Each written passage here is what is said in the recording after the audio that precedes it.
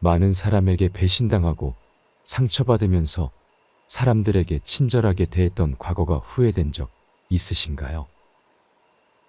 그저 좋은 사람이 되고 싶었을 뿐인데 대부분의 사람들은 나의 그런 마음을 오히려 악용하곤 하죠. 이러한 경험들 때문에 나이가 들수록 사람에 대한 마음을 점점 닫으시는 분들이 참 많습니다. 이러한 현상에 대해 위대한 동서양의 철학자들이 공통적으로 강조한 것이 있습니다. 바로 과도한 친절은 오히려 독이 된다는 것입니다. 오늘은 동서양의 철학자들의 명저의 내용을 바탕으로 다른 사람에게 이용당하지 않고 사는 방법 그리고 행복한 노후의 인생에 대해 배워보겠습니다.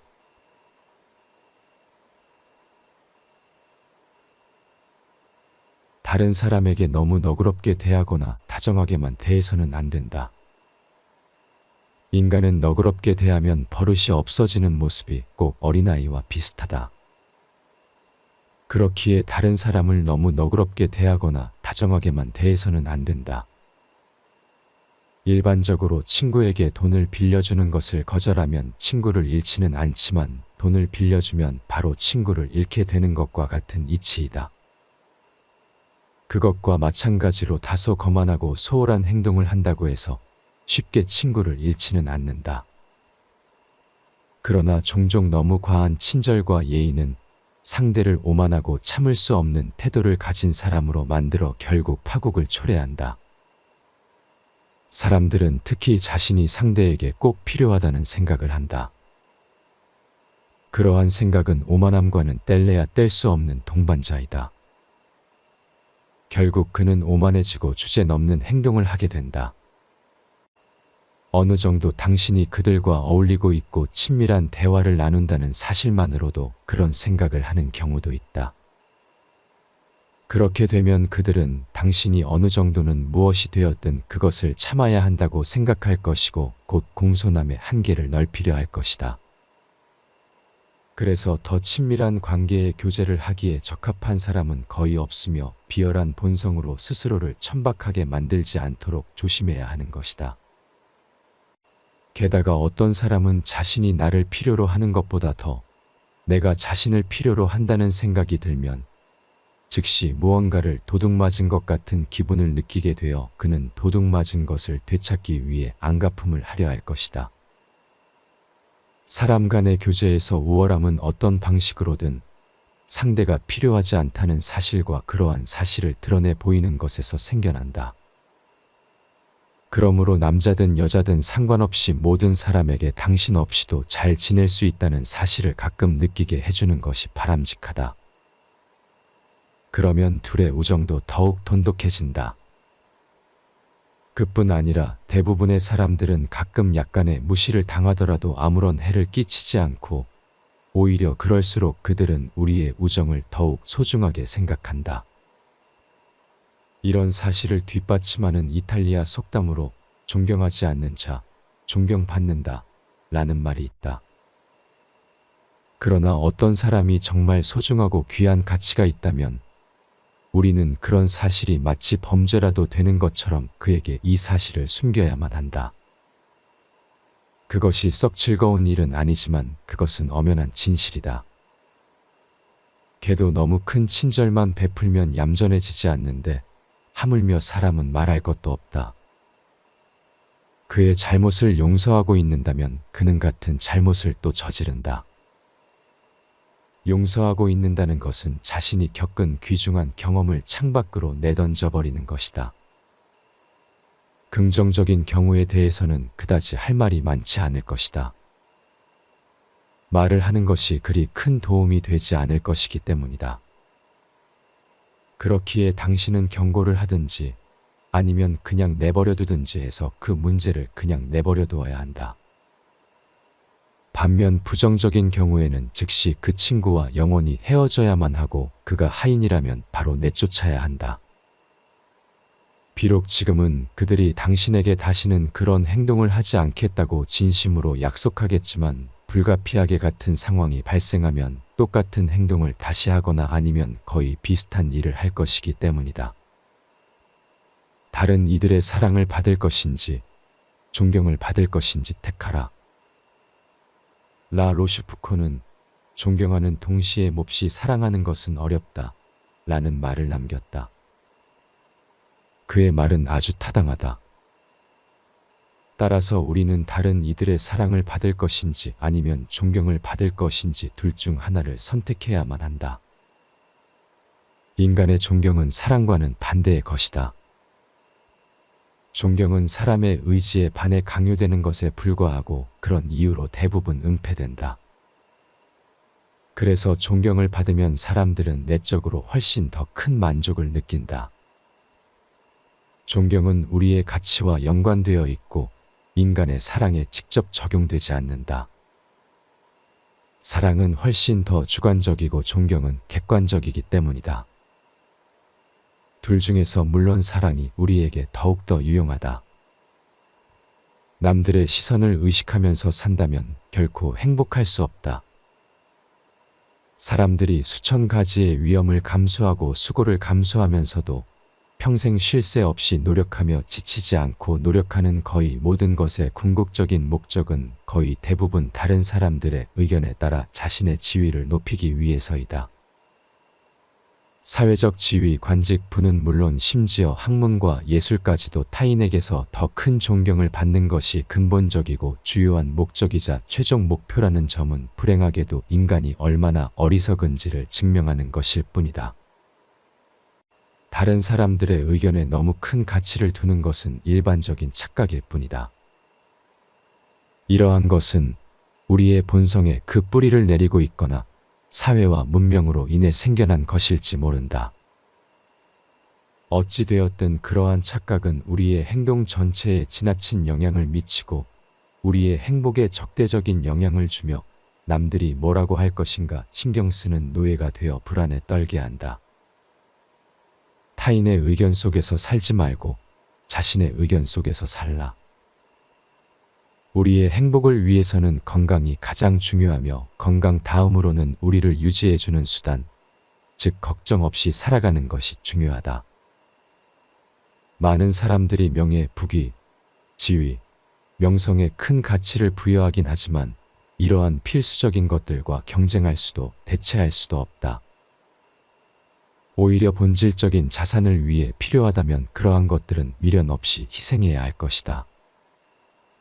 그래서 사람들은 모두 자신의 의견 속에서 살아가는 것이고 타인의 의견 속에서 사는 것이 아니라는 단순한 통찰을 얻는다면 그것은 우리의 행복에 큰 도움을 줄 것이다. 능력과 가족 그리고 사는 집 등으로 정해지는 자신의 실제적이고 개인적인 상태에 대해 다른 사람들의 평가에 신경 쓰는 것보다 이러한 진리를 아는 것이 우리의 행복의 100배는 더 중요하다. 그와 반대의 망상은 우리를 불행하게 만든다. 명예가 생명보다 더 중요하다고 말하는 것은 실제로 존재와 안녕은 가치가 없으며 우리에 대한 다른 이의 생각이 더 중요하다는 의미이다. 이것은 사회적 지위를 얻기 위해서는 명예, 즉 우리에 대한 타인의 생각이 종종 반드시 필요하다는 단순한 진실이 근거로 삼는 과장된 말로 간주될 수 있다. 남의 의견에 대한 관심은 걱정과 두려움을 만든다.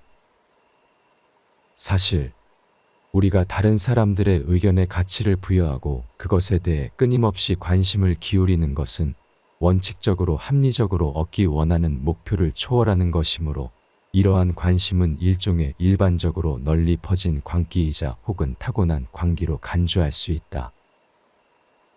우리는 모든 일을 할 때 그 어느 것보다 다른 사람과 그들의 의견에 신경을 쓴다.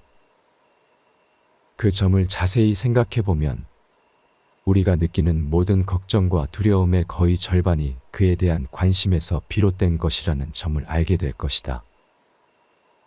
병적일 정도로 예민해 종종 기분을 상하게 하는 우리의 모든 자존심의 밑바닥에는 또한 우리의 모든 허영심과 가식 그리고 화려함과 과대망상의 밑바닥에는 그러한 걱정이 자리하고 있기 때문이다.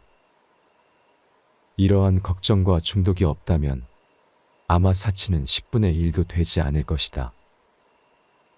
모든 종류의 자부심, 명예심과 명예욕은 그 종류와 영역이 아무리 다를지라도 이러한 걱정에 그 기반을 두고 있다. 그리고 이러한 것 때문에 얼마나 큰 희생이 요구되는가. 분명하게도 우리의 행복은 마음의 평화와 만족의 바탕을 두고 있기 때문에 이러한 행복을 더하기 위해서는 명예욕이라는 태엽을 합리적으로 정당화할 수 있는 수준인 현재의 50분의 1 정도로 낮추는 것이, 즉 우리를 고통스럽게 하는 가시를 제거하는 것이 필요하다. 그런데도 이것은 매우 어려운 일이다. 우리는 선천적으로 불합리함을 타고났기 때문이다. 그래서 타키투스도 이것에 대해 현자도 없애버리기 가장 힘든 것이 명예욕이다 라고 말한다. 노년기의 삶은 결코 슬프지 않다. 보통 젊은 시절을 인생의 행복한 시간으로 노년기는 슬픈 시간이라고 부른다. 열정이 행복을 가져온다면 그것은 사실일 것이다. 젊은 시절에는 이러한 열정 때문에 이리저리 끌려다니며 기쁨은 적고 고통은 크다. 하지만 차가운 노년기가 되면 열정은 그들을 내버려둔다. 대신 노년기의 삶은 명상의 손길을 얻는다. 인식이 자유로워지고 우월적인 위치를 차지하기 때문이다. 이 인식은 그것 자체로는 고통이 없기 때문에 인식이 의식 속에서 우세할수록 인간은 더욱 행복해진다. 열정이 행복을 가져올 수 없고 어느 특정한 쾌락을 경험하지 못했다고 해서 노년을 한탄할 필요가 없다는 사실을 이해하기 위해서는 모든 쾌락은 부정적이고 고통은 긍정적이라는 사실을 염두에 두어야 한다. 모든 즐거움이란 어떤 욕구를 만족시키는 것일 뿐이기 때문이다. 욕구가 충족되면 더 이상 즐거움도 없어진다는 사실은 식사를 한 후에는 더 이상 먹을 수 없고 잠을 푹 자고 난 뒤에는 깨어 있어야 한다는 것처럼 그렇게 한탄할 만한 일은 아니다. 인생의 마지막에 이르러서야 비로소 내가 어떤 인간인지를 깨달을 수 있다. 우리 인생의 첫 40년은 본문을 제공하고 그 다음 30년은 그것에 대한 주석을 제공한다.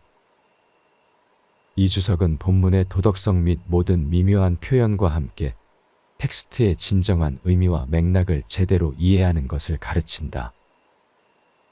인생의 끝이 다가온 무렵은 가면을 벗어버린 가장무도회의 끝 무렵과 같다.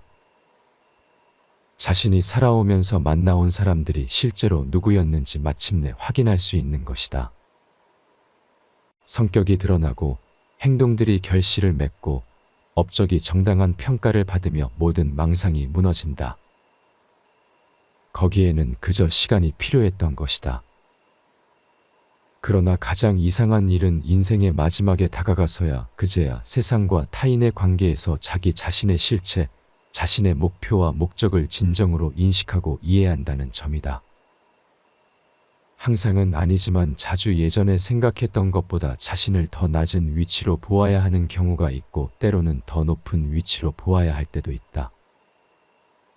이것은 세상의 천박함에 대해 충분한 생각이 없었기 때문에 세상보다 더 높은 곳에 자신의 목표를 두었기 때문이다. 그러다 우연히 당신이 어떤 인간인지를 깨닫게 되는 것이다. 노년기의 평정심이야말로 행복의 필수 조건이다. 청년기는 고난의 시기이고 노년기는 휴식의 시기이다. 이것만으로도 두 시기가 행복하게 생각하는 환경을 추측할 수 있을 것이다. 아직 어린아이는 눈앞에 보이는 형형색색의 온갖 물건을 가지고 싶은 욕심에 먼 곳으로 손을 뻗어 잡으려 한다.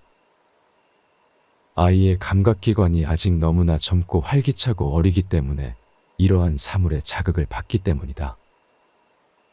젊은 시절에는 이러한 현상이 좀 더 활발하게 나타난다. 그 역시 다채로운 세계와 다양한 형태의 큰 매력을 느낀다. 그의 상상력은 곧바로 세상이 줄 수 있는 것보다 더 많은 것을 만들어낸다.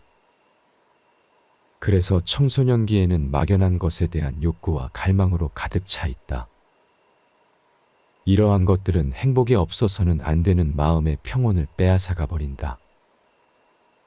하지만 노년기에는 모든 것이 안정적이다. 피가 차가워져서 감각기관의 과민성이 줄어들었기 때문이기도 하다.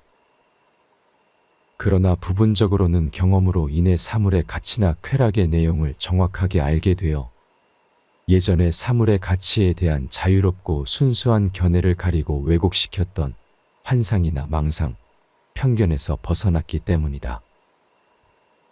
이제는 모든 것을 예전보다 더 정확하고 더 명확하게 인식하고 있는 그대로 받아들이며 또한 어느 정도는 세상 모든 것의 올바름을 이해하게 된다. 거의 모든 노인, 심지어 아주 평범한 능력을 갖춘 사람조차 어느 정도는 지혜롭다는 인상을 주어 젊은 사람들과 구별되는 겉모습, 지혜로워 보이는 모습을 갖게 되는 것은 바로 이런 이유 때문이다. 이러한 것들은 노인들에게 정서적 안정을 가져온다. 이러한 평정심은 행복의 커다란 한 부분이며 어쩌면 행복의 필수 조건이자 본질적인 요소이다. 죽음을 두려워할 필요는 없다. 일상적인 주변 환경에 있는 많은 사람 중에서 모든 것을 알고 싶어 하지만 아무것도 배우려고 하지 않는 어느 한 사람에게 죽음 이후의 세계에 대해 묻는다면 가장 적절하고 가장 올바른 대답은 바로 이것일 것이다. 당신이 죽은 다음에 당신은 태어나기 이전의 상태로 되돌아갈 것이다. 이런 대답을 하는 사람들은 시작이라는 처음이 존재하는 영혼들은 그 끝이 없어야 한다. 는 왜곡된 인식을 가지고 있음을 암시한다. 그러한 대답에는 두 종류의 존재가 있을 수 있고 그렇기 때문에 아무것도 없는 무의 상태도 두 종류가 있을지 모른다는 암시가 포함되어 있다. 그래서 다음과 같이 대답할 수 있을지도 모른다.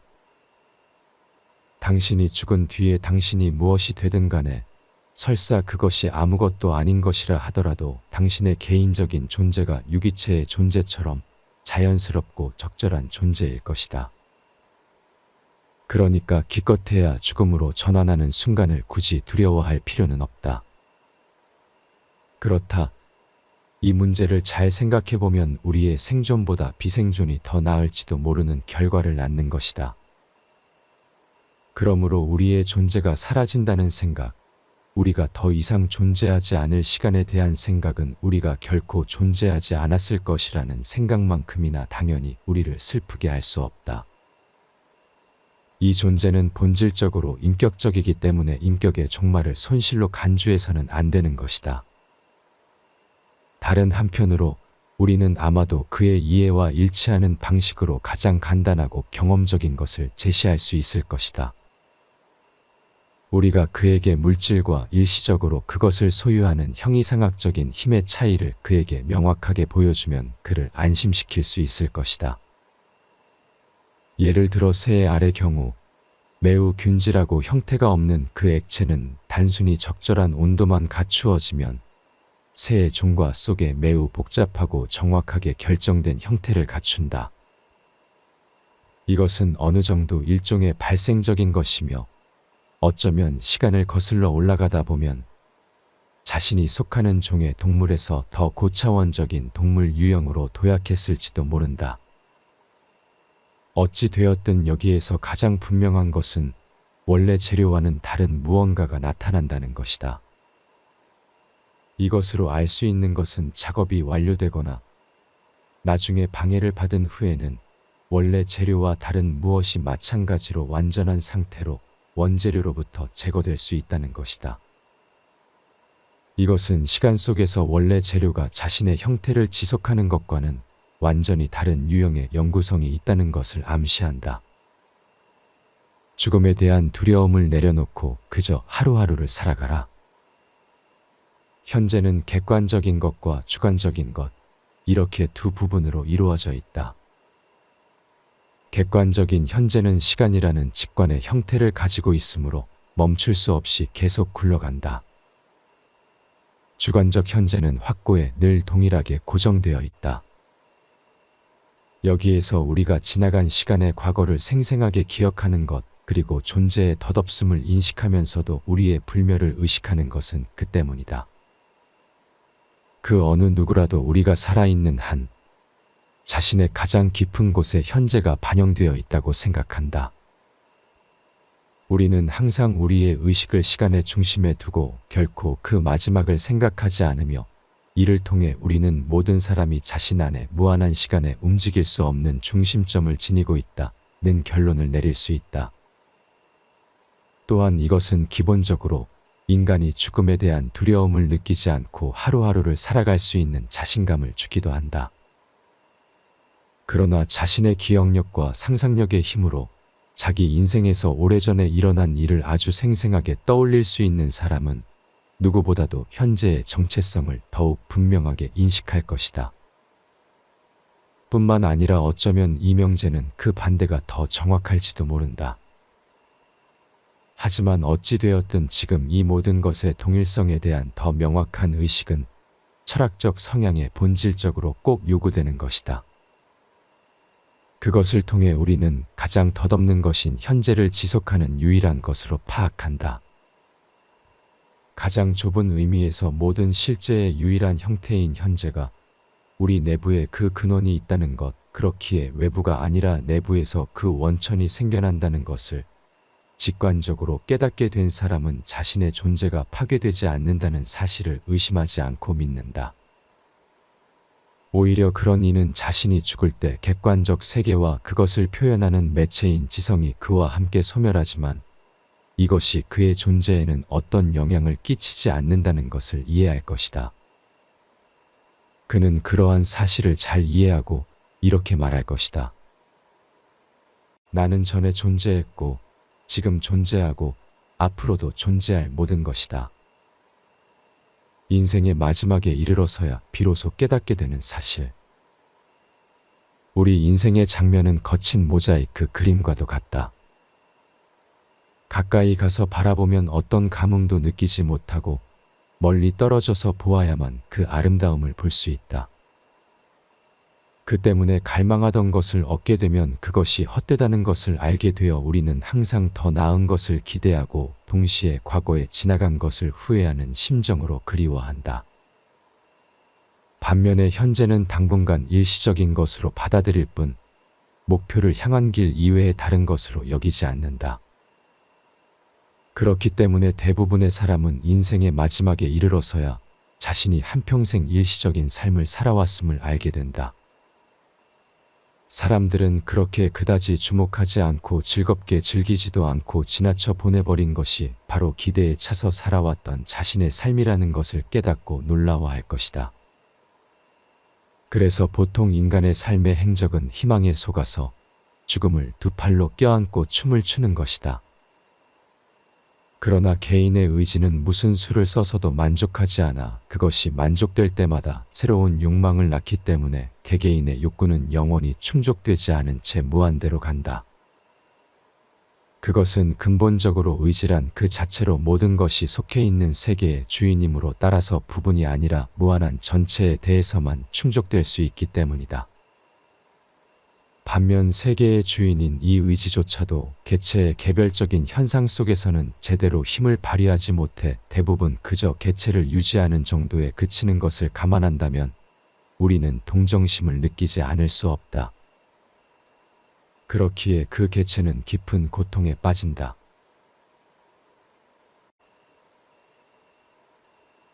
다른 사람에게 너무 너그럽게 대하거나 다정하게만 대해서는 안 된다.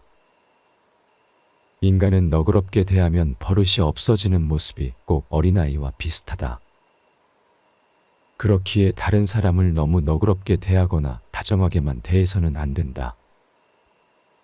일반적으로 친구에게 돈을 빌려주는 것을 거절하면 친구를 잃지는 않지만 돈을 빌려주면 바로 친구를 잃게 되는 것과 같은 이치이다. 그것과 마찬가지로 다소 거만하고 소홀한 행동을 한다고 해서 쉽게 친구를 잃지는 않는다. 그러나 종종 너무 과한 친절과 예의는 상대를 오만하고 참을 수 없는 태도를 가진 사람으로 만들어 결국 파국을 초래한다. 사람들은 특히 자신이 상대에게 꼭 필요하다는 생각을 한다. 그러한 생각은 오만함과는 뗄래야 뗄 수 없는 동반자이다. 결국 그는 오만해지고 주제넘는 행동을 하게 된다. 어느 정도 당신이 그들과 어울리고 있고 친밀한 대화를 나눈다는 사실만으로도 그런 생각을 하는 경우도 있다. 그렇게 되면 그들은 당신이 어느 정도는 무엇이 되었든 그것을 참아야 한다고 생각할 것이고 곧 공손함의 한계를 넓히려 할 것이다. 그래서 더 친밀한 관계의 교제를 하기에 적합한 사람은 거의 없으며 비열한 본성으로 스스로를 천박하게 만들지 않도록 조심해야 하는 것이다. 게다가 어떤 사람은 자신이 나를 필요로 하는 것보다 더 내가 자신을 필요로 한다는 생각이 들면 즉시 무언가를 도둑맞은 것 같은 기분을 느끼게 되어 그는 도둑맞은 것을 되찾기 위해 안갚음을 하려 할 것이다. 사람 간의 교제에서 우월함은 어떤 방식으로든 상대가 필요하지 않다는 사실과 그러한 사실을 드러내 보이는 것에서 생겨난다. 그러므로 남자든 여자든 상관없이 모든 사람에게 당신 없이도 잘 지낼 수 있다는 사실을 가끔 느끼게 해주는 것이 바람직하다. 그러면 둘의 우정도 더욱 돈독해진다. 그뿐 아니라 대부분의 사람들은 가끔 약간의 무시를 당하더라도 아무런 해를 끼치지 않고 오히려 그럴수록 그들은 우리의 우정을 더욱 소중하게 생각한다. 이런 사실을 뒷받침하는 이탈리아 속담으로 존경하지 않는 자, 존경받는다 라는 말이 있다. 그러나 어떤 사람이 정말 소중하고 귀한 가치가 있다면 우리는 그런 사실이 마치 범죄라도 되는 것처럼 그에게 이 사실을 숨겨야만 한다. 그것이 썩 즐거운 일은 아니지만 그것은 엄연한 진실이다. 개도 너무 큰 친절만 베풀면 얌전해지지 않는데 하물며 사람은 말할 것도 없다. 그의 잘못을 용서하고 있는다면 그는 같은 잘못을 또 저지른다. 용서하고 있는다는 것은 자신이 겪은 귀중한 경험을 창밖으로 내던져 버리는 것이다. 긍정적인 경우에 대해서는 그다지 할 말이 많지 않을 것이다.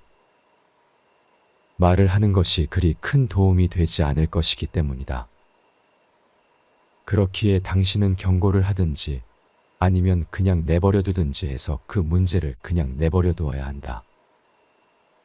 반면 부정적인 경우에는 즉시 그 친구와 영원히 헤어져야만 하고 그가 하인이라면 바로 내쫓아야 한다.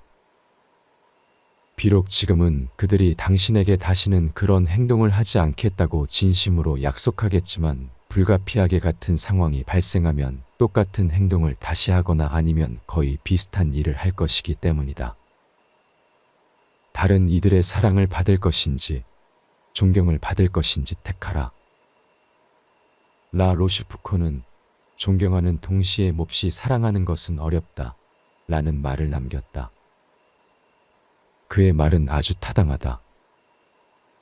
따라서 우리는 다른 이들의 사랑을 받을 것인지 아니면 존경을 받을 것인지 둘 중 하나를 선택해야만 한다. 인간의 존경은 사랑과는 반대의 것이다. 존경은 사람의 의지에 반해 강요되는 것에 불과하고 그런 이유로 대부분 은폐된다.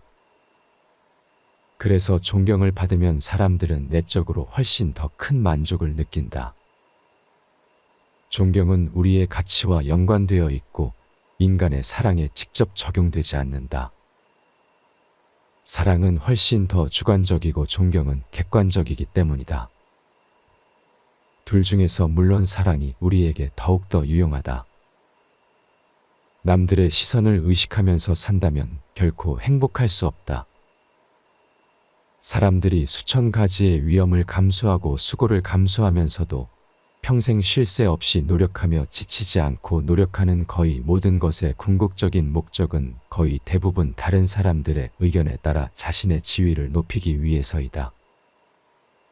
사회적 지위, 관직, 부는 물론 심지어 학문과 예술까지도 타인에게서 더 큰 존경을 받는 것이 근본적이고 주요한 목적이자 최종 목표라는 점은 불행하게도 인간이 얼마나 어리석은지를 증명하는 것일 뿐이다. 다른 사람들의 의견에 너무 큰 가치를 두는 것은 일반적인 착각일 뿐이다. 이러한 것은 우리의 본성에 그 뿌리를 내리고 있거나 사회와 문명으로 인해 생겨난 것일지 모른다.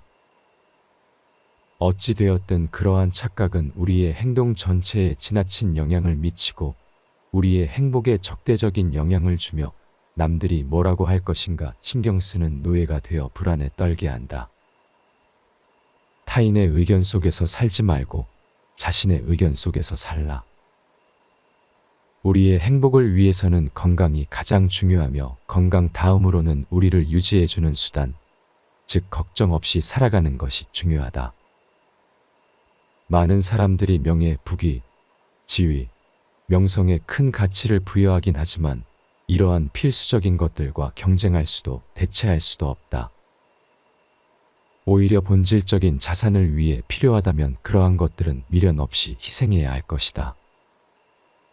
그래서 사람들은 모두 자신의 의견 속에서 살아가는 것이고 타인의 의견 속에서 사는 것이 아니라는 단순한 통찰을 얻는다면 그것은 우리의 행복에 큰 도움을 줄 것이다.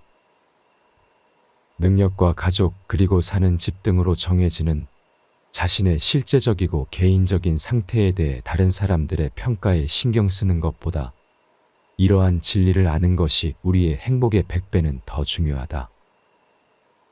그와 반대의 망상은 우리를 불행하게 만든다. 명예가 생명보다 더 중요하다고 말하는 것은 실제로 존재와 안녕은 가치가 없으며 우리에 대한 다른 이의 생각이 더 중요하다는 의미이다. 이것은 사회적 지위를 얻기 위해서는 명예, 즉 우리에 대한 타인의 생각이 종종 반드시 필요하다는 단순한 진실이 근거로 삼는 과장된 말로 간주될 수 있다.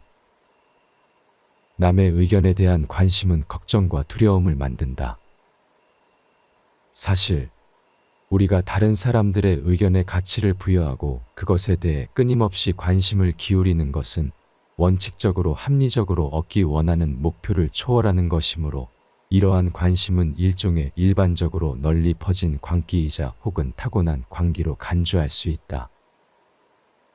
우리는 모든 일을 할 때 그 어느 것보다 다른 사람과 그들의 의견에 신경을 쓴다. 그 점을 자세히 생각해 보면 우리가 느끼는 모든 걱정과 두려움의 거의 절반이 그에 대한 관심에서 비롯된 것이라는 점을 알게 될 것이다. 병적일 정도로 예민해 종종 기분을 상하게 하는 우리의 모든 자존심의 밑바닥에는 또한 우리의 모든 허영심과 가식 그리고 화려함과 과대망상의 밑바닥에는 그러한 걱정이 자리하고 있기 때문이다. 이러한 걱정과 중독이 없다면 아마 사치는 10분의 1도 되지 않을 것이다. 모든 종류의 자부심, 명예심과 명예욕은 그 종류와 영역이 아무리 다를지라도 이러한 걱정에 그 기반을 두고 있다. 그리고 이러한 것 때문에 얼마나 큰 희생이 요구되는가. 분명하게도 우리의 행복은 마음의 평화와 만족의 바탕을 두고 있기 때문에 이러한 행복을 더하기 위해서는 명예욕이라는 태엽을 합리적으로 정당화할 수 있는 수준인 현재의 50분의 1 정도로 낮추는 것이, 즉 우리를 고통스럽게 하는 가시를 제거하는 것이 필요하다. 그런데도 이것은 매우 어려운 일이다. 우리는 선천적으로 불합리함을 타고났기 때문이다. 그래서 타키투스도 이것에 대해 현자도 없애버리기 가장 힘든 것이 명예욕이다 라고 말한다. 노년기의 삶은 결코 슬프지 않다. 보통 젊은 시절을 인생의 행복한 시간으로 노년기는 슬픈 시간이라고 부른다. 열정이 행복을 가져온다면 그것은 사실일 것이다. 젊은 시절에는 이러한 열정 때문에 이리저리 끌려다니며 기쁨은 적고 고통은 크다. 하지만 차가운 노년기가 되면 열정은 그들을 내버려둔다. 대신 노년기의 삶은 명상의 손길을 얻는다. 인식이 자유로워지고 우월적인 위치를 차지하기 때문이다. 이 인식은 그것 자체로는 고통이 없기 때문에 인식이 의식 속에서 우세할수록 인간은 더욱 행복해진다. 열정이 행복을 가져올 수 없고 어느 특정한 쾌락을 경험하지 못했다고 해서 노년을 한탄할 필요가 없다는 사실을 이해하기 위해서는 모든 쾌락은 부정적이고 고통은 긍정적이라는 사실을 염두에 두어야 한다. 모든 즐거움이란 어떤 욕구를 만족시키는 것일 뿐이기 때문이다. 욕구가 충족되면 더 이상 즐거움도 없어진다는 사실은 식사를 한 후에는 더 이상 먹을 수 없고 잠을 푹 자고 난 뒤에는 깨어 있어야 한다는 것처럼 그렇게 한탄할 만한 일은 아니다. 인생의 마지막에 이르러서야 비로소 내가 어떤 인간인지를 깨달을 수 있다. 우리 인생의 첫 40년은 본문을 제공하고 그 다음 30년은 그것에 대한 주석을 제공한다. 이 주석은 본문의 도덕성 및 모든 미묘한 표현과 함께 텍스트의 진정한 의미와 맥락을 제대로 이해하는 것을 가르친다. 인생의 끝이 다가온 무렵은 가면을 벗어버린 가장무도회의 끝 무렵과 같다. 자신이 살아오면서 만나온 사람들이 실제로 누구였는지 마침내 확인할 수 있는 것이다. 성격이 드러나고 행동들이 결실을 맺고 업적이 정당한 평가를 받으며 모든 망상이 무너진다. 거기에는 그저 시간이 필요했던 것이다. 그러나 가장 이상한 일은 인생의 마지막에 다가가서야 그제야 세상과 타인의 관계에서 자기 자신의 실체, 자신의 목표와 목적을 진정으로 인식하고 이해한다는 점이다. 항상은 아니지만 자주 예전에 생각했던 것보다 자신을 더 낮은 위치로 보아야 하는 경우가 있고 때로는 더 높은 위치로 보아야 할 때도 있다. 이것은 세상의 천박함에 대해 충분한 생각이 없었기 때문에 세상보다 더 높은 곳에 자신의 목표를 두었기 때문이다. 그러다 우연히 당신이 어떤 인간인지를 깨닫게 되는 것이다. 노년기의 평정심이야말로 행복의 필수 조건이다. 청년기는 고난의 시기이고 노년기는 휴식의 시기이다. 이것만으로도 두 시기가 행복하게 생각하는 환경을 추측할 수 있을 것이다. 아직 어린아이는 눈앞에 보이는 형형색색의 온갖 물건을 가지고 싶은 욕심에 먼 곳으로 손을 뻗어 잡으려 한다. 아이의 감각기관이 아직 너무나 젊고 활기차고 어리기 때문에 이러한 사물의 자극을 받기 때문이다. 젊은 시절에는 이러한 현상이 좀 더 활발하게 나타난다. 그 역시 다채로운 세계와 다양한 형태의 큰 매력을 느낀다. 그의 상상력은 곧바로 세상이 줄 수 있는 것보다 더 많은 것을 만들어낸다. 그래서 청소년기에는 막연한 것에 대한 욕구와 갈망으로 가득 차 있다. 이러한 것들은 행복이 없어서는 안 되는 마음의 평온을 빼앗아가 버린다. 하지만 노년기에는 모든 것이 안정적이다. 피가 차가워져서 감각기관의 과민성이 줄어들었기 때문이기도 하다. 그러나 부분적으로는 경험으로 인해 사물의 가치나 쾌락의 내용을 정확하게 알게 되어 예전의 사물의 가치에 대한 자유롭고 순수한 견해를 가리고 왜곡시켰던 환상이나 망상, 편견에서 벗어났기 때문이다. 이제는 모든 것을 예전보다 더 정확하고 더 명확하게 인식하고 있는 그대로 받아들이며 또한 어느 정도는 세상 모든 것의 올바름을 이해하게 된다. 거의 모든 노인, 심지어 아주 평범한 능력을 갖춘 사람조차 어느 정도는 지혜롭다는 인상을 주어 젊은 사람들과 구별되는 겉모습, 지혜로워 보이는 모습을 갖게 되는 것은 바로 이런 이유 때문이다. 이러한 것들은 노인들에게 정서적 안정을 가져온다. 이러한 평정심은 행복의 커다란 한 부분이며 어쩌면 행복의 필수 조건이자 본질적인 요소이다. 죽음을 두려워할 필요는 없다. 일상적인 주변 환경에 있는 많은 사람 중에서 모든 것을 알고 싶어 하지만 아무것도 배우려고 하지 않는 어느 한 사람에게 죽음 이후의 세계에 대해 묻는다면 가장 적절하고 가장 올바른 대답은 바로 이것일 것이다. 당신이 죽은 다음에 당신은 태어나기 이전의 상태로 되돌아갈 것이다. 이런 대답을 하는 사람들은 시작이라는 처음이 존재하는 영혼들은 그 끝이 없어야 한다. 는 왜곡된 인식을 가지고 있음을 암시한다. 그러한 대답에는 두 종류의 존재가 있을 수 있고 그렇기 때문에 아무것도 없는 무의 상태도 두 종류가 있을지 모른다는 암시가 포함되어 있다. 그래서 다음과 같이 대답할 수 있을지도 모른다. 당신이 죽은 뒤에 당신이 무엇이 되든 간에 설사 그것이 아무것도 아닌 것이라 하더라도 당신의 개인적인 존재가 유기체의 존재처럼 자연스럽고 적절한 존재일 것이다. 그러니까 기껏해야 죽음으로 전환하는 순간을 굳이 두려워할 필요는 없다. 그렇다. 이 문제를 잘 생각해보면 우리의 생존보다 비생존이 더 나을지도 모르는 결과를 낳는 것이다.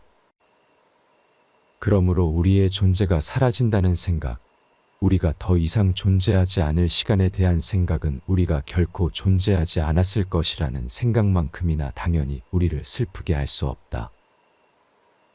이 존재는 본질적으로 인격적이기 때문에 인격의 종말을 손실로 간주해서는 안 되는 것이다.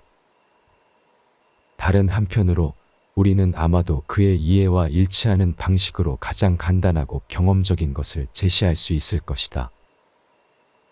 우리가 그에게 물질과 일시적으로 그것을 소유하는 형이상학적인 힘의 차이를 그에게 명확하게 보여주면 그를 안심시킬 수 있을 것이다. 예를 들어 새의 알의 경우 매우 균질하고 형태가 없는 그 액체는 단순히 적절한 온도만 갖추어지면 새의 종과 속에 매우 복잡하고 정확하게 결정된 형태를 갖춘다. 이것은 어느 정도 일종의 발생적인 것이며 어쩌면 시간을 거슬러 올라가다 보면 자신이 속하는 종의 동물에서 더 고차원적인 동물 유형으로 도약했을지도 모른다. 어찌 되었든 여기에서 가장 분명한 것은 원래 재료와는 다른 무언가가 나타난다는 것이다. 이것으로 알 수 있는 것은 작업이 완료되거나 나중에 방해를 받은 후에는 원래 재료와 다른 무엇이 마찬가지로 완전한 상태로 원재료로부터 제거될 수 있다는 것이다. 이것은 시간 속에서 원래 재료가 자신의 형태를 지속하는 것과는 완전히 다른 유형의 영구성이 있다는 것을 암시한다. 죽음에 대한 두려움을 내려놓고 그저 하루하루를 살아가라. 현재는 객관적인 것과 주관적인 것, 이렇게 두 부분으로 이루어져 있다. 객관적인 현재는 시간이라는 직관의 형태를 가지고 있으므로 멈출 수 없이 계속 굴러간다. 주관적 현재는 확고에 늘 동일하게 고정되어 있다. 여기에서 우리가 지나간 시간의 과거를 생생하게 기억하는 것, 그리고 존재의 덧없음을 인식하면서도 우리의 불멸을 의식하는 것은 그 때문이다. 그 어느 누구라도 우리가 살아있는 한 자신의 가장 깊은 곳에 현재가 반영되어 있다고 생각한다. 우리는 항상 우리의 의식을 시간의 중심에 두고 결코 그 마지막을 생각하지 않으며 이를 통해 우리는 모든 사람이 자신 안에 무한한 시간에 움직일 수 없는 중심점을 지니고 있다는 결론을 내릴 수 있다. 또한 이것은 기본적으로 인간이 죽음에 대한 두려움을 느끼지 않고 하루하루를 살아갈 수 있는 자신감을 주기도 한다. 그러나 자신의 기억력과 상상력의 힘으로 자기 인생에서 오래전에 일어난 일을 아주 생생하게 떠올릴 수 있는 사람은 누구보다도 현재의 정체성을 더욱 분명하게 인식할 것이다. 뿐만 아니라 어쩌면 이 명제는 그 반대가 더 정확할지도 모른다. 하지만 어찌되었든 지금 이 모든 것의 동일성에 대한 더 명확한 의식은 철학적 성향에 본질적으로 꼭 요구되는 것이다. 그것을 통해 우리는 가장 덧없는 것인 현재를 지속하는 유일한 것으로 파악한다. 가장 좁은 의미에서 모든 실제의 유일한 형태인 현재가 우리 내부에 그 근원이 있다는 것, 그렇기에 외부가 아니라 내부에서 그 원천이 생겨난다는 것을 직관적으로 깨닫게 된 사람은 자신의 존재가 파괴되지 않는다는 사실을 의심하지 않고 믿는다. 오히려 그런 이는 자신이 죽을 때 객관적 세계와 그것을 표현하는 매체인 지성이 그와 함께 소멸하지만 이것이 그의 존재에는 어떤 영향을 끼치지 않는다는 것을 이해할 것이다. 그는 그러한 사실을 잘 이해하고 이렇게 말할 것이다. 나는 전에 존재했고 지금 존재하고 앞으로도 존재할 모든 것이다. 인생의 마지막에 이르러서야 비로소 깨닫게 되는 사실. 우리 인생의 장면은 거친 모자이크 그림과도 같다. 가까이 가서 바라보면 어떤 감흥도 느끼지 못하고 멀리 떨어져서 보아야만 그 아름다움을 볼 수 있다. 그 때문에 갈망하던 것을 얻게 되면 그것이 헛되다는 것을 알게 되어 우리는 항상 더 나은 것을 기대하고 동시에 과거에 지나간 것을 후회하는 심정으로 그리워한다. 반면에 현재는 당분간 일시적인 것으로 받아들일 뿐 목표를 향한 길 이외의 다른 것으로 여기지 않는다. 그렇기 때문에 대부분의 사람은 인생의 마지막에 이르러서야 자신이 한평생 일시적인 삶을 살아왔음을 알게 된다. 사람들은 그렇게 그다지 주목하지 않고 즐겁게 즐기지도 않고 지나쳐 보내버린 것이 바로 기대에 차서 살아왔던 자신의 삶이라는 것을 깨닫고 놀라워할 것이다. 그래서 보통 인간의 삶의 행적은 희망에 속아서 죽음을 두 팔로 껴안고 춤을 추는 것이다. 그러나 개인의 의지는 무슨 수를 써서도 만족하지 않아 그것이 만족될 때마다 새로운 욕망을 낳기 때문에 개개인의 욕구는 영원히 충족되지 않은 채 무한대로 간다. 그것은 근본적으로 의지란 그 자체로 모든 것이 속해 있는 세계의 주인이므로 따라서 부분이 아니라 무한한 전체에 대해서만 충족될 수 있기 때문이다. 반면 세계의 주인인 이 의지조차도 개체의 개별적인 현상 속에서는 제대로 힘을 발휘하지 못해 대부분 그저 개체를 유지하는 정도에 그치는 것을 감안한다면 우리는 동정심을 느끼지 않을 수 없다. 그렇기에 그 개체는 깊은 고통에 빠진다. 다른 사람에게 너무 너그럽게 대하거나 다정하게만 대해서는 안 된다. 인간은 너그럽게 대하면 버릇이 없어지는 모습이 꼭 어린아이와 비슷하다. 그렇기에 다른 사람을 너무 너그럽게 대하거나 다정하게만 대해서는 안 된다. 일반적으로 친구에게 돈을 빌려주는 것을 거절하면 친구를 잃지는 않지만 돈을 빌려주면 바로 친구를 잃게 되는 것과 같은 이치이다. 그것과 마찬가지로 다소 거만하고 소홀한 행동을 한다고 해서 쉽게 친구를 잃지는 않는다. 그러나 종종 너무 과한 친절과 예의는 상대를 오만하고 참을 수 없는 태도를 가진 사람으로 만들어 결국 파국을 초래한다. 사람들은 특히 자신이 상대에게 꼭 필요하다는 생각을 한다. 그러한 생각은 오만함과는 뗄래야 뗄 수 없는 동반자이다. 결국 그는 오만해지고 주제넘는 행동을 하게 된다. 어느 정도 당신이 그들과 어울리고 있고 친밀한 대화를 나눈다는 사실만으로도 그런 생각을 하는 경우도 있다. 그렇게 되면 그들은 당신이 어느 정도는 무엇이 되었든 그것을 참아야 한다고 생각할 것이고 곧 공손함의 한계를 넓히려 할 것이다. 그래서 더 친밀한 관계의 교제를 하기에 적합한 사람은 거의 없으며 비열한 본성으로 스스로를 천박하게 만들지 않도록 조심해야 하는 것이다. 게다가 어떤 사람은 자신이 나를 필요로 하는 것보다 더 내가 자신을 필요로 한다는 생각이 들면 즉시 무언가를 도둑맞은 것 같은 기분을 느끼게 되어 그는 도둑맞은 것을 되찾기 위해 안갚음을 하려 할 것이다. 사람 간의 교제에서 우월함은 어떤 방식으로든 상대가 필요하지 않다는 사실과 그러한 사실을 드러내 보이는 것에서 생겨난다. 그러므로 남자든 여자든 상관없이 모든 사람에게 당신 없이도 잘 지낼 수 있다는 사실을 가끔 느끼게 해주는 것이 바람직하다. 그러면 둘의 우정도 더욱 돈독해진다. 그뿐 아니라 대부분의 사람들은 가끔 약간의 무시를 당하더라도 아무런 해를 끼치지 않고 오히려 그럴수록 그들은 우리의 우정을 더욱 소중하게 생각한다. 이런 사실을 뒷받침하는 이탈리아 속담으로 존경하지 않는 자, 존경받는다 라는 말이 있다. 그러나 어떤 사람이 정말 소중하고 귀한 가치가 있다면 우리는 그런 사실이 마치 범죄라도 되는 것처럼 그에게 이 사실을 숨겨야만 한다. 그것이 썩 즐거운 일은 아니지만 그것은 엄연한 진실이다. 걔도 너무 큰 친절만 베풀면 얌전해지지 않는데 하물며 사람은 말할 것도 없다. 그의 잘못을 용서하고 있는다면 그는 같은 잘못을 또 저지른다. 용서하고 있는다는 것은 자신이 겪은 귀중한 경험을 창밖으로 내던져 버리는 것이다. 긍정적인 경우에 대해서는 그다지 할 말이 많지 않을 것이다.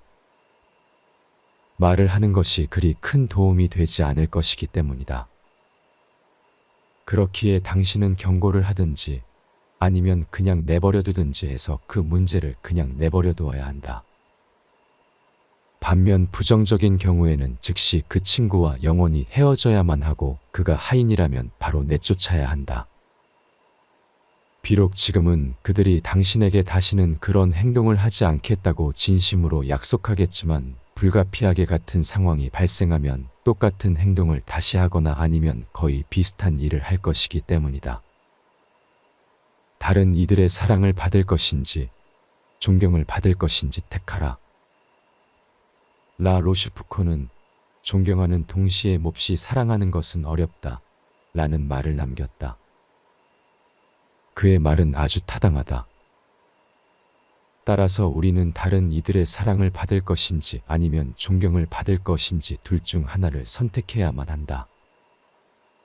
인간의 존경은 사랑과는 반대의 것이다. 존경은 사람의 의지에 반해 강요되는 것에 불과하고 그런 이유로 대부분 은폐된다. 그래서 존경을 받으면 사람들은 내적으로 훨씬 더 큰 만족을 느낀다. 존경은 우리의 가치와 연관되어 있고 인간의 사랑에 직접 적용되지 않는다. 사랑은 훨씬 더 주관적이고 존경은 객관적이기 때문이다. 둘 중에서 물론 사랑이 우리에게 더욱더 유용하다. 남들의 시선을 의식하면서 산다면 결코 행복할 수 없다. 사람들이 수천 가지의 위험을 감수하고 수고를 감수하면서도 평생 쉴 새 없이 노력하며 지치지 않고 노력하는 거의 모든 것의 궁극적인 목적은 거의 대부분 다른 사람들의 의견에 따라 자신의 지위를 높이기 위해서이다.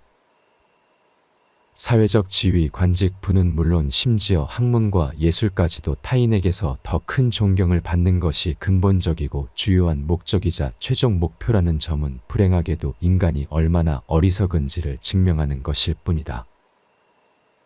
다른 사람들의 의견에 너무 큰 가치를 두는 것은 일반적인 착각일 뿐이다.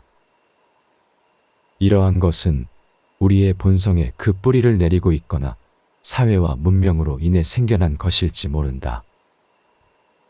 어찌되었든 그러한 착각은 우리의 행동 전체에 지나친 영향을 미치고 우리의 행복에 적대적인 영향을 주며 남들이 뭐라고 할 것인가 신경 쓰는 노예가 되어 불안에 떨게 한다. 타인의 의견 속에서 살지 말고 자신의 의견 속에서 살라. 우리의 행복을 위해서는 건강이 가장 중요하며 건강 다음으로는 우리를 유지해주는 수단, 즉 걱정 없이 살아가는 것이 중요하다. 많은 사람들이 명예, 부귀, 지위, 명성에 큰 가치를 부여하긴 하지만 이러한 필수적인 것들과 경쟁할 수도 대체할 수도 없다. 오히려 본질적인 자산을 위해 필요하다면 그러한 것들은 미련 없이 희생해야 할 것이다. 그래서 사람들은 모두 자신의 의견 속에서 살아가는 것이고 타인의 의견 속에서 사는 것이 아니라는 단순한 통찰을 얻는다면 그것은 우리의 행복에 큰 도움을 줄 것이다. 능력과 가족 그리고 사는 집 등으로 정해지는 자신의 실제적이고 개인적인 상태에 대해 다른 사람들의 평가에 신경 쓰는 것보다 이러한 진리를 아는 것이 우리의 행복의 100배는 더 중요하다. 그와 반대의 망상은 우리를 불행하게 만든다. 명예가 생명보다 더 중요하다고 말하는 것은 실제로 존재와 안녕은 가치가 없으며 우리에 대한 다른 이의 생각이 더 중요하다는 의미이다. 이것은 사회적 지위를 얻기 위해서는 명예, 즉 우리에 대한 타인의 생각이 종종 반드시 필요하다는 단순한 진실이 근거로 삼는 과장된 말로 간주될 수 있다. 남의 의견에 대한 관심은 걱정과 두려움을 만든다. 사실 우리가 다른 사람들의 의견에 가치를 부여하고 그것에 대해 끊임없이 관심을 기울이는 것은 원칙적으로 합리적으로 얻기 원하는 목표를 초월하는 것이므로 이러한 관심은 일종의 일반적으로 널리 퍼진 광기이자 혹은 타고난 광기로 간주할 수 있다. 우리는 모든 일을 할 때 그 어느 것보다 다른 사람과 그들의 의견에 신경을 쓴다. 그 점을 자세히 생각해 보면 우리가 느끼는 모든 걱정과 두려움의 거의 절반이 그에 대한 관심에서 비롯된 것이라는 점을 알게 될 것이다. 병적일 정도로 예민해 종종 기분을 상하게 하는 우리의 모든 자존심의 밑바닥에는 또한 우리의 모든 허영심과 가식 그리고 화려함과 과대망상의 밑바닥에는 그러한 걱정이 자리하고 있기 때문이다. 이러한 걱정과 중독이 없다면 아마 사치는 10분의 1도 되지 않을 것이다. 모든 종류의 자부심, 명예심과 명예욕은 그 종류와 영역이 아무리 다를지라도 이러한 걱정에 그 기반을 두고 있다. 그리고 이러한 것 때문에 얼마나 큰 희생이 요구되는가. 분명하게도 우리의 행복은 마음의 평화와 만족의 바탕을 두고 있기 때문에 이러한 행복을 더하기 위해서는 명예욕이라는 태엽을 합리적으로 정당화할 수 있는 수준인 현재의 50분의 1 정도로 낮추는 것이, 즉 우리를 고통스럽게 하는 가시를 제거하는 것이 필요하다. 그런데도 이것은 매우 어려운 일이다. 우리는 선천적으로 불합리함을 타고났기 때문이다. 그래서 타키투스도 이것에 대해 현자도 없애버리기 가장 힘든 것이 명예욕이다 라고 말한다. 노년기의 삶은 결코 슬프지 않다. 보통 젊은 시절을 인생의 행복한 시간으로 노년기는 슬픈 시간이라고 부른다. 열정이 행복을 가져온다면 그것은 사실일 것이다. 젊은 시절에는 이러한 열정 때문에 이리저리 끌려다니며 기쁨은 적고 고통은 크다. 하지만 차가운 노년기가 되면 열정은 그들을 내버려둔다. 대신 노년기의 삶은 명상의 손길을 얻는다. 인식이 자유로워지고 우월적인 위치를 차지하기 때문이다. 이 인식은 그것 자체로는 고통이 없기 때문에 인식이 의식 속에서 우세할수록 인간은 더욱 행복해진다. 열정이 행복을 가져올 수 없고 어느 특정한 쾌락을 경험하지 못했다고 해서 노년을 한탄할 필요가 없다는 사실을 이해하기 위해서는 모든 쾌락은 부정적이고 고통은 긍정적이라는 사실을 염두에 두어야 한다. 모든 즐거움이란 어떤 욕구를 만족시키는 것일 뿐이기 때문이다. 욕구가 충족되면 더 이상 즐거움도 없어진다는 사실은 식사를 한 후에는 더 이상 먹을 수 없고 잠을 푹 자고 난 뒤에는 깨어 있어야 한다는 것처럼 그렇게 한탄할 만한 일은 아니다. 인생의 마지막에 이르러서야 비로소 내가 어떤 인간인지를 깨달을 수 있다. 우리 인생의 첫 40년은 본문을 제공하고 그 다음 30년은 그것에 대한 주석을 제공한다. 이 주석은 본문의 도덕성 및 모든 미묘한 표현과 함께 텍스트의 진정한 의미와 맥락을 제대로 이해하는 것을 가르친다. 인생의 끝이 다가온 무렵은 가면을 벗어버린 가장무도회의 끝 무렵과 같다. 자신이 살아오면서 만나온 사람들이 실제로 누구였는지 마침내 확인할 수 있는 것이다. 성격이 드러나고 행동들이 결실을 맺고 업적이 정당한 평가를 받으며 모든 망상이 무너진다. 거기에는 그저 시간이 필요했던 것이다. 그러나 가장 이상한 일은 인생의 마지막에 다가가서야 그제야 세상과 타인의 관계에서 자기 자신의 실체, 자신의 목표와 목적을 진정으로 인식하고 이해한다는 점이다. 항상은 아니지만 자주 예전에 생각했던 것보다 자신을 더 낮은 위치로 보아야 하는 경우가 있고 때로는 더 높은 위치로 보아야 할 때도 있다. 이것은 세상의 천박함에 대해 충분한 생각이 없었기 때문에 세상보다 더 높은 곳에 자신의 목표를 두었기 때문이다. 그러다 우연히 당신이 어떤 인간인지를 깨닫게 되는 것이다. 노년기의 평정심이야말로 행복의 필수 조건이다.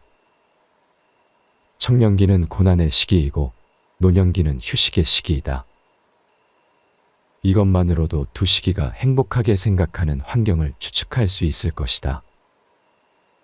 아직 어린아이는 눈앞에 보이는 형형색색의 온갖 물건을 가지고 싶은 욕심에 먼 곳으로 손을 뻗어 잡으려 한다.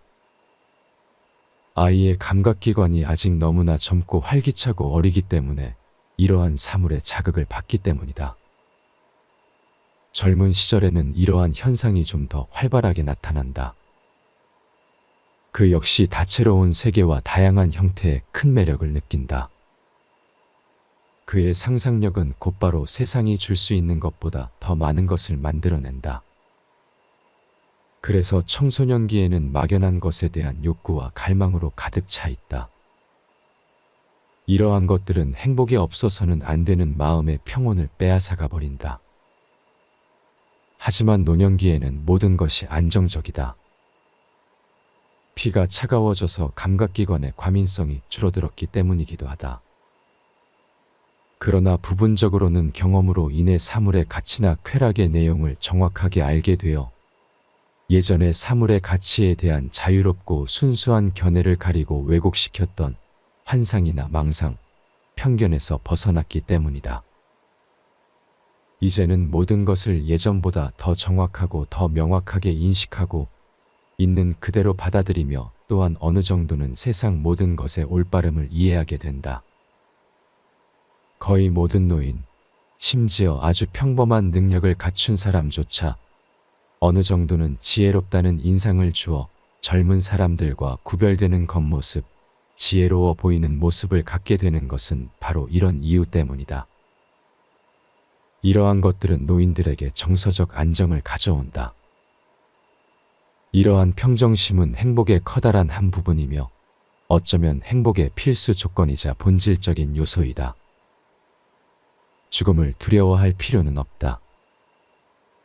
일상적인 주변 환경에 있는 많은 사람 중에서 모든 것을 알고 싶어 하지만 아무것도 배우려고 하지 않는 어느 한 사람에게 죽음 이후의 세계에 대해 묻는다면 가장 적절하고 가장 올바른 대답은 바로 이것일 것이다.